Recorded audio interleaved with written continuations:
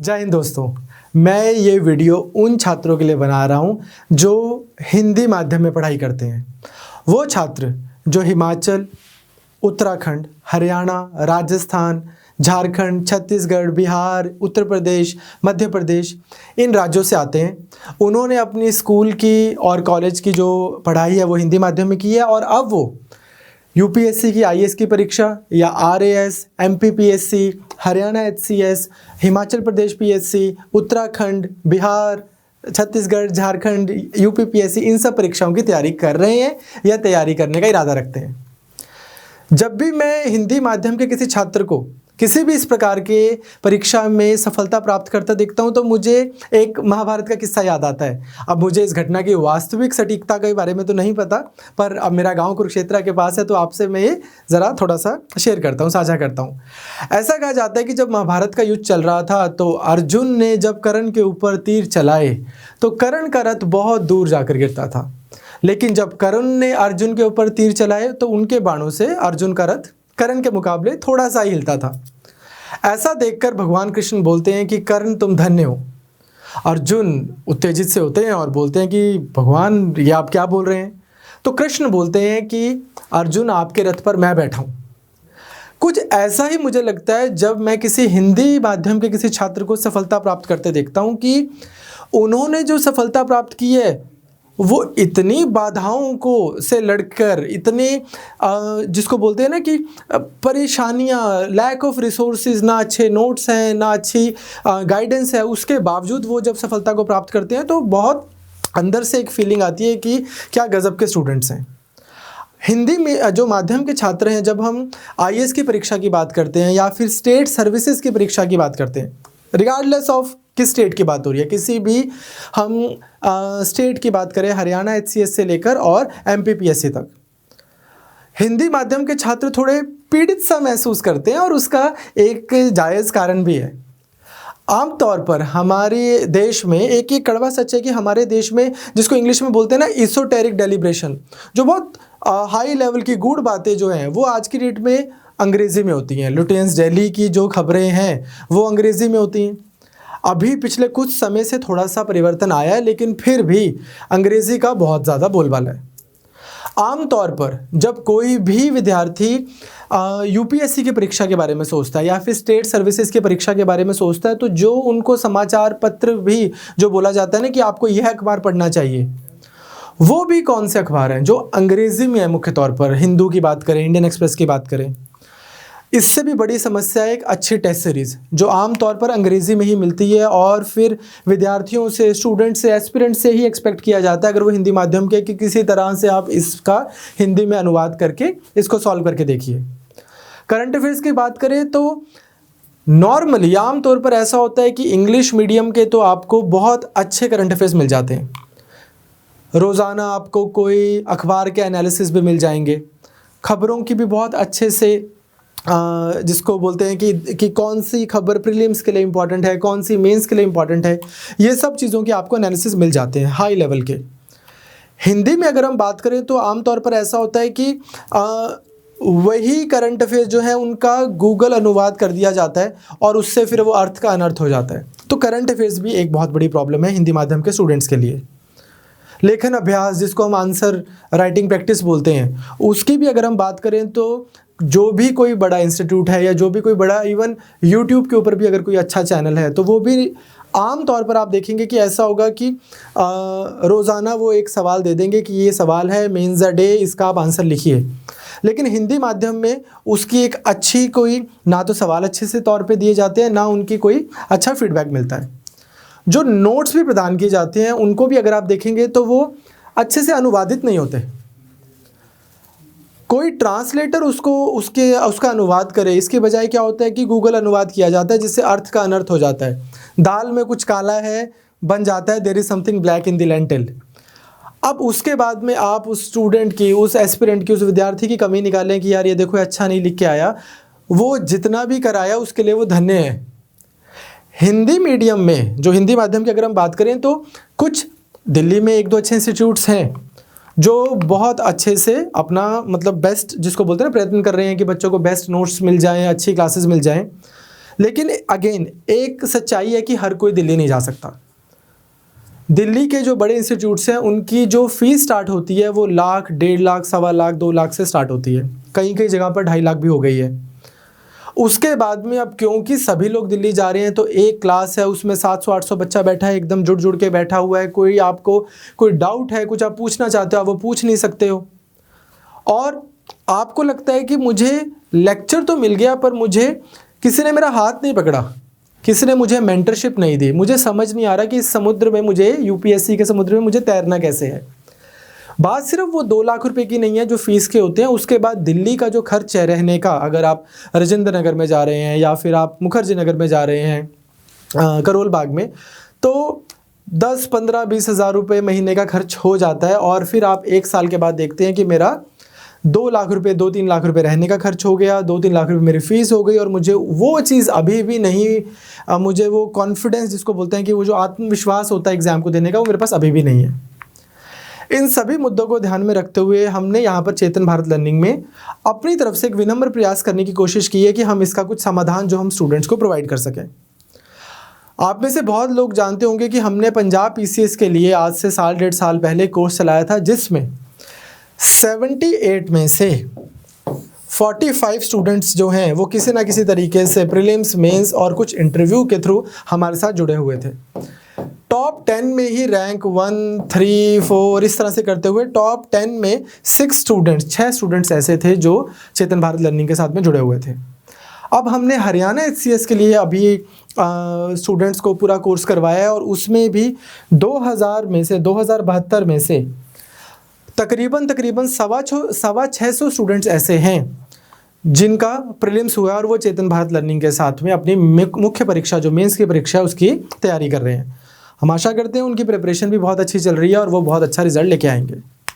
तो अब वो विद्यार्थी जिनको लगता है कि हम IAS की हिंदी माध्यम में एग्ज़ाम देना चाहते हैं, राजस्थान RAS का पेपर होता है, हरियाणा HCS का दोबारा पेपर होगा, UK उत्तराखंड वाला, UP PSC, MP PSC, Bihar, ये इन सब परीक्षाओं की जो तैयारी करना चाहते हैं, छत्तीसगढ़, झारखंड, मतलब आपको खुद ही मुझसे ज़्यादा पता है, मुझसे अधिक ज्ञान आपको है कि हिंदी माध्यम में आप किस किस स्टेट में एग्ज़ाम दे सकते हैं। वो जो इस एग्ज़ाम की कोई भी जो प्रिपरेशन करना चाहता है, जिसको लगता है कि यार इस परीक्षा की तैयारी करूं और मैं भी अधिकारी लगूं अपने जीवन में, उनसे मैं कुछ बातें साझा करना चाहता हूं। किसी भी परीक्षा में हमारी कंट्री में जितना कंपटीशन है, किसी भी परीक्षा में सफल होने के लिए एक मजबूत नींव की ज़रूरत बहुत ज़्यादा है।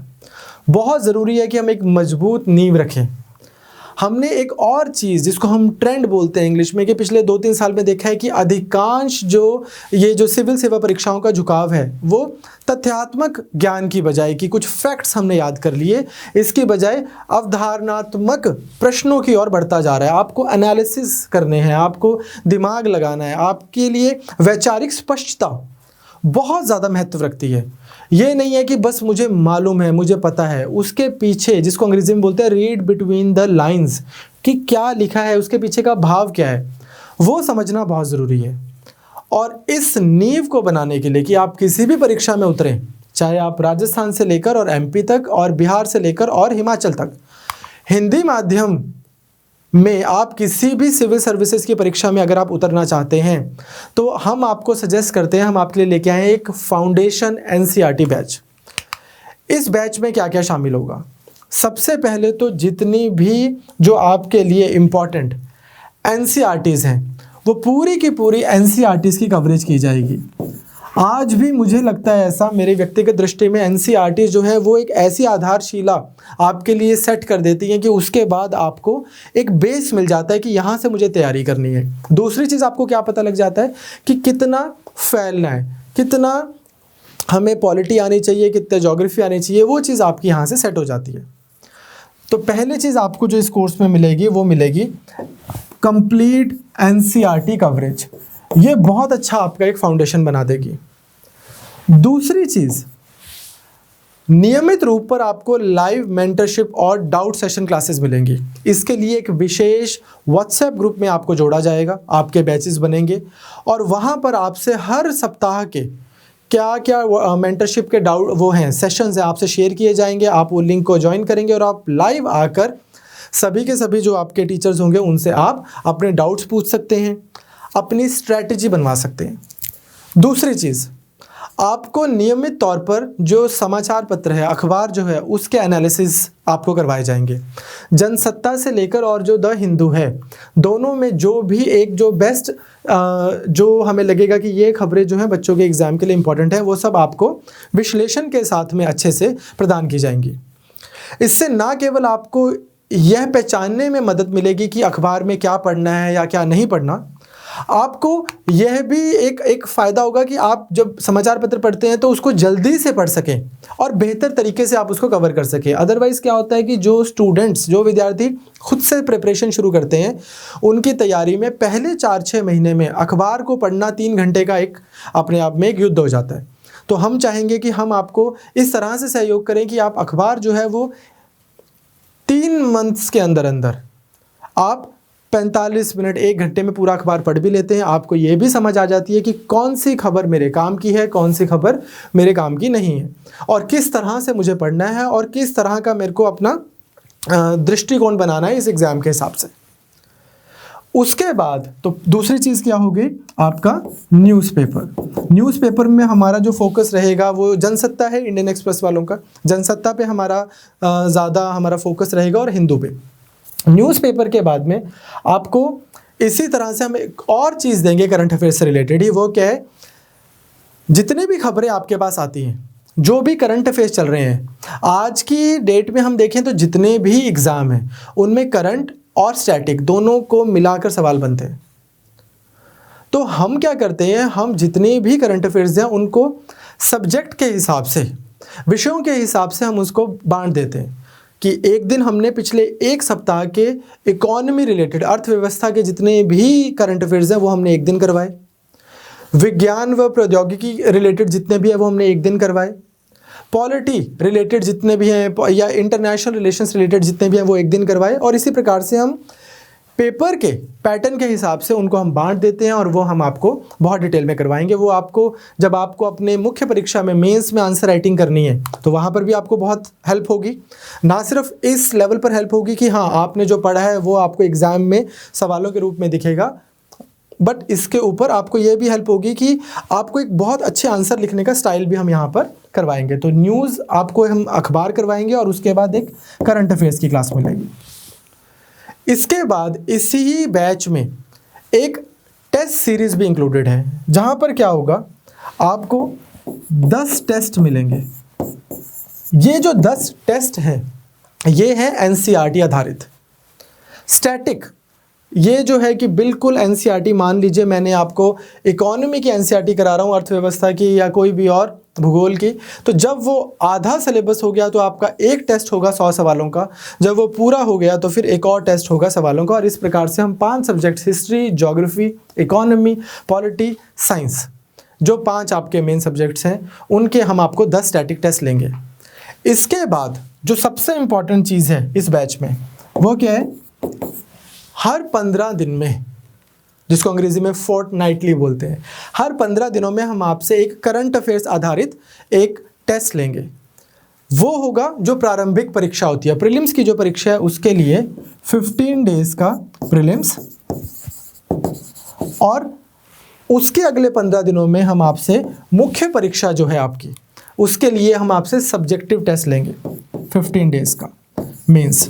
तो हर महीने आपके 2 ये टेस्ट होंगे ताकि जो आपने पिछले 15 दिन में करंट अफेयर्स कवर किए हैं उनको आप एग्ज़ाम में, मुख्य जो आपकी फाइनल परीक्षा होगी वहाँ पर आप किस तरह का सवाल की आप अपेक्षा कर सकते हो कि इस तरह का सवाल आएगा और मुझे इस तरह से इसका जवाब देना है, प्रारंभिक परीक्षा में भी और जो हमारी मुख्य परीक्षा है उसमें भी। तो इससे क्या होता है, अगर आप 4 महीने इस चीज़ को करते हैं तो आपको एक करंट अफेयर्स की समझ आती है कि हाँ मेरे देश में ज्योग्राफी से रिलेटेड ये मेन इश्यूज चल रहे हैं। अगर ग्लासगो में कोई समिट हुई है तो वहाँ पर हम क्या बोल कर आए हैं, मोदी जी ने क्या बोला है, यूके ने क्या बोला है। सिमिलरली इंटरनेशनल रिलेशंस में कि अगर करतारपुर कॉरिडोर खुला है तो उससे भारत पाकिस्तान के संबंधों में क्या चेंजेस आते हैं, इस तरह की चीज़ें। सिमिलरली इकोनॉमी में अगर आरबीआई कोई पॉलिसी लेकर आया है तो वो जो आरबीआई की पॉलिसी है उससे क्या फ़ायदा होगा, क्या नुकसान होगा। तो इससे जो आपको फाउंडेशन बनेगी, एक तो आपको बेसिक पता लगेगा जो हम स्टैटिक से करवाएंगे एक फाउंडेशन, और आपको करंट पता लगेगा। ये मेरे हिसाब से जो कोर्स है, आप कोई भी एग्ज़ाम की तैयारी कर रहे हो हमारी कंट्री में, अगर आप किसी भी कंपटीशन की तैयारी कर रहे हो तो आपको ये बहुत हेल्प करने वाला है। ये जो बैच है इसमें एनसीईआरटी जो मैंने बोला है उसमें आपको छठी कक्षा से लेकर 12वीं तक की 6th to 12th की पूरी डिटेल में अच्छे से 4 महीने में कवर करवाई जाएंगी। लेक्चर्स होंगे आपके और आपके डाउट सेशन होंगे। ये बैच ऑनलाइन उपलब्ध है। इस बैच में जो भी हम आपको चीज़ें देंगे, एनसीईआरटीज़ की क्लासेस होंगे या फिर मेंटरशिप है या टेस्ट है, सब कुछ है, ये आपको ऑनलाइन मिलेगा। वो कैसे आप इसको अवेल कर सकते हैं, कैसे आप इस बैच में ज्वाइन कर सकते हैं, वो मैं आपको अभी बता दूंगा। ये जो बैच है इसमें जो एनसीईआरटीज़ हैं वह तो आपकी 4 महीने में कवर हो जाएंगी। 4 मंथ्स में हम आपकी बहुत अच्छे से पूरी एनसीईआरटीज़ कवर कर देंगे। जो आपको करंट अफेयर्स हैं वो आपको 4 महीने के बाद भी मिलते रहेंगे। जो आपके टेस्ट हैं वो 4 महीने के बाद भी होते रहेंगे। जो आपके न्यूज़पेपर एनालिसिस हैं, जिसको हम अपना जो अखबार का विश्लेषण है, वो भी आपको 4 महीने के बाद भी मिलता रहेगा। कब तक? 1 ईयर। इसकी जो वैलिडिटी है, इसकी वैलिडिटी 1 साल की है। और ये बैच जो है ये स्टार्ट हो रहा है 1 दिसंबर से। ये बैच किन लोगों के लिए? हर वो बच्चा जो 2022 या 23 में आईएएस की तैयारी करना चाहता है हिंदी माध्यम से, हर वो बच्चा जो किसी भी स्टेट सर्विसेज की तैयारी करना चाहता है जिसका एग्ज़ाम जो है, जो परीक्षा जो है 6-8 महीने के बाद होगी, उसके लिए ये बहुत इंपॉर्टेंट है। फाउंडेशन बन जाएगी आपकी, इसके ऊपर आपको सिर्फ अब अपना लेवल बढ़ाना है। इस बैच की जो फीस है 1 साल की वैलिडिटी, वो है ₹5000 प्लस GST।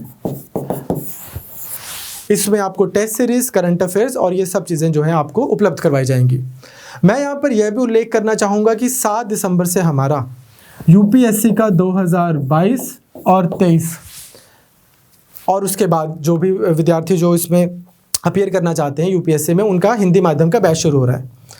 यदि आप पहले से ही अच्छा पढ़ चुके हैं, आपको लगता है कि मुझे एनसीईआरटीज़ आती हैं, मैंने 2 अटेम्प्ट्स भी दिए थे हिंदी माध्यम में, खुद से थोड़ा बहुत पढ़ के दिए थे, लेकिन मुझे एक अच्छे लेवल की तैयारी करनी है, तो आप इस बैच को भी ज्वाइन कर सकते हैं। ये बैच जो है ये आपका 7 दिसंबर से स्टार्ट होगा। वो विद्यार्थी जिनको लगता है कि यार मुझे थोड़ा बहुत पढ़ा तो था, मुझे लगता है मुझे आता है कि मुझे नहीं आता, उन सबको मैं बहुत स्ट्रांगली ये सुझाव देता हूँ कि आप फाउंडेशन बैच में आएँ। अगर आपको किसी भी तरह की कोई जैसे आप कहते हैं ना कि डाउट है, आपको असमंजस्य की स्थिति बनी हुई है कि मैं इधर जाऊँ कि इधर जाऊँ, तो मैं आपको सजेस्ट करूँगा कि आप फाउंडेशन बैच में आएँ। जो छात्र फाउंडेशन बैच में आएंगे, अगर वो कल को हमारे यूपीएससी बैच में शिफ्ट होते हैं तो उनके ये वाली जो फीस है 5000 रुपीज़, इसको हम एडजस्ट करेंगे।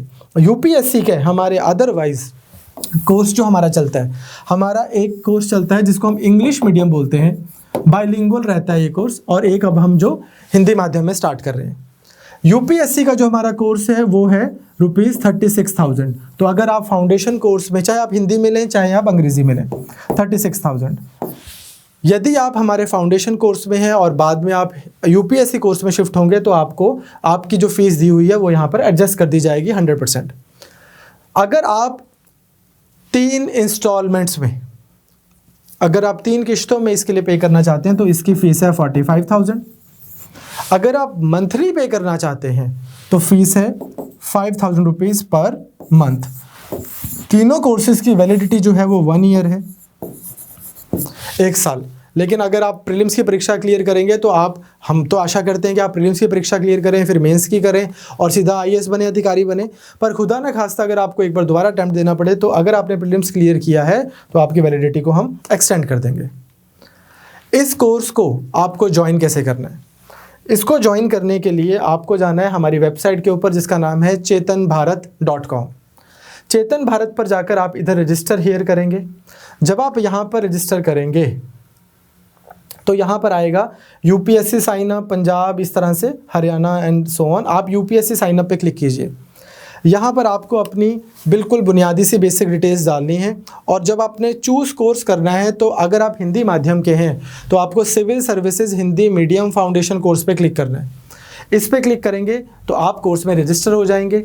रजिस्ट्रेशन जो है वो इसकी ओपन हो रही है इस वीडियो के साथ में, और 1 दिसंबर से ये कोर्स जो है स्टार्ट होगा, ये बैच जो है स्टार्ट होगा। मैं आपको एक सलाह देना चाहता हूँ। अगर आप देखेंगे MPPSC से लेकर और हिमाचल तक का भी पेपर देख लीजिए, किसी भी राज्य का आप पेपर देख लीजिए जो स्टेट सिविल सर्विसेज होती हैं, उनका भी झुकाव बहुत ज़्यादा UPSC वाले ही पैटर्न पे हो रहा है। सवाल जो हैं वो बहुत एनालिसिस बेस्ड आ रहे हैं। हाँ, कुछ सवाल होते हैं जो बिल्कुल फैक्चुअल होते हैं, लेकिन 100 में से अगर 15 सवाल एकदम तथ्यात्मक हैं, उनके आधार पर आप परीक्षा थोड़ी क्लियर कर लोगे। आपको एनालिसिस ये वाली पावर आनी बहुत ज़रूरी है। अब ये डेवलप करने के लिए इसको अगर मुझे पूरे तरीके से मुझे कॉन्सेप्ट की भी अच्छे से एकदम क्लैरिटी है और मुझे सब कुछ याद भी है, तो मैं नोटिफिकेशन आने का वेट नहीं कर सकता कि चलो मुझे हरियाणा HCS की परीक्षा देनी है अगली बार, हिंदी माध्यम में या इंग्लिश में, रिगार्डलेस ऑफ दिस। मैं जब नोटिफिकेशन आएगी मैं उस दिन सोचूंगा कि चलो अब मैं परीक्षा की तैयारी करता हूँ। जिस दिन नोटिफिकेशन आती है उस दिन तक तो आपका सारा सिलेबस कवर होना चाहिए। उस दिन तक आपके पास में पूरा नोट्स होने चाहिए, आपका स्टैटिक और करंट पिछले 1 साल 1.5 साल का वो पूरा कवर होना चाहिए, सो दैट कि जब नोटिफिकेशन आए उसके बाद में आप केवल टेस्ट लगाते हैं।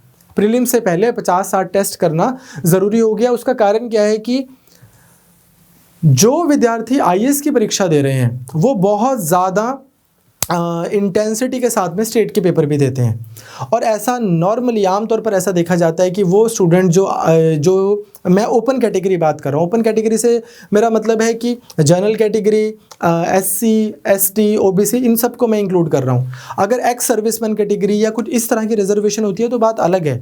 अदरवाइज़ आप देखेंगे तो कट ऑफ या कॉम्पिटिशन हर एक कैटेगरी में बहुत ज़्यादा बढ़ गया है। उसका कारण क्या है कि जो स्टूडेंट IAS की तैयारी करते हैं वही स्टूडेंट जो हैं वो कल को स्टेट सर्विसेज का भी पेपर देते हैं, और बिकॉज उन्होंने इतना ज़्यादा पढ़ा होता है, उन्होंने सोचा होता है और वो उनकी तैयारी को अभी 1 साल 1.5 साल 2 साल हो चुके होते हैं, तो वो आपसे बेहतर पोजीशन में होते हैं पेपर करने के।